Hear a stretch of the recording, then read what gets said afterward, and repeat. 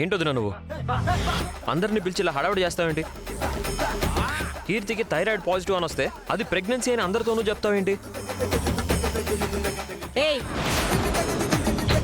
నా మనవరాలికి థైరాయిడ్ ఉంటే దాన్ని పట్టుకుని ప్రెగ్నెన్సీ ప్రెగ్నెన్సీ అంటావేంటే? అది నేను చెప్పేది వినండి బామ్మ. కావాలంటే తన ఈ మధ్య కొంచెం లావ్ అవుతుంది చూడండి. థైరాయిడ్ ఉన్నోళ్ళు లావవక సన్నపడతారా? అయినా నీ సంసారం నువ్వు చూసుకోకుండా అందరి విషయాల్లో తల దూరుస్తావేంటి? ఈ రోజేమో కీర్తి ప్రెగ్నెంట్ అన్నావు, మొన్నేమో తులసి ప్రెగ్నెంట్ కాదు అన్నావు. ఇంకొన్నాళ్ళు ఆగితే విశాలాక్షి కూడా ప్రెగ్నెంట్ అంటావు. నువ్వు ప్రెగ్నెన్సీ తెప్పించుకోవే అంటే అందరి ప్రెగ్నెన్సీల గురించి మాట్లాడతావేంటే?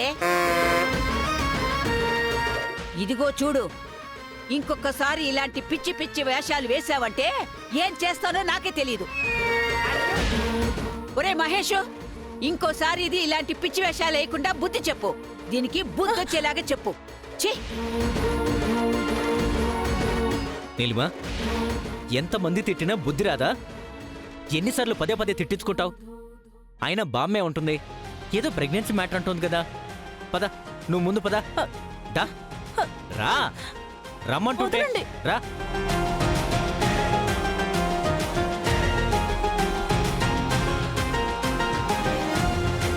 నీలిమ వదిన బ్లడ్ శాంపిల్స్ తీసుకెళ్ళింది నిజం.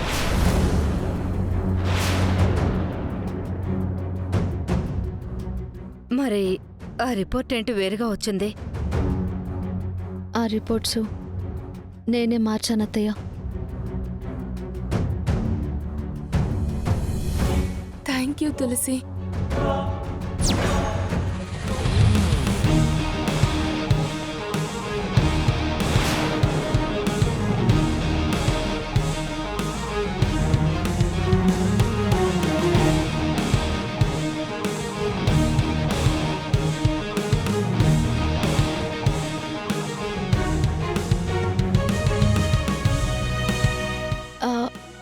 హలో, ఎక్స్క్యూజ్ మీ, ఇదిగోండి మీ కవర్. సారీ మేడం, చూసుకోలేదు.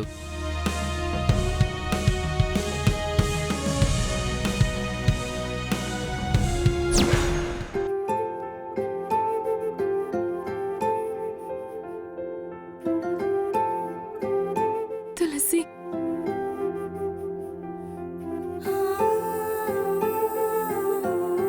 థ్యాంక్ యూ తులసి.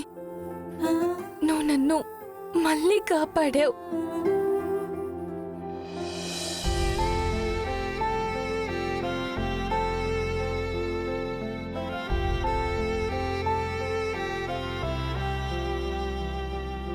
పర్వాలేదు వదిన.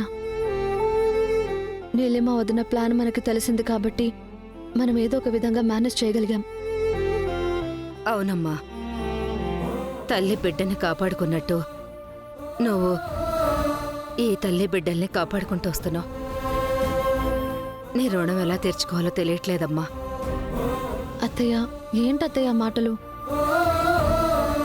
ఇలా రుణం అంటూ మాట్లాడి నన్ను పరాయిదాన్ని చేయకండి. వదినని కాపాడుకోవడం నా బాధ్యత కదా, అందుకే అలా చేశాను. అమ్మ కీర్తి, రా.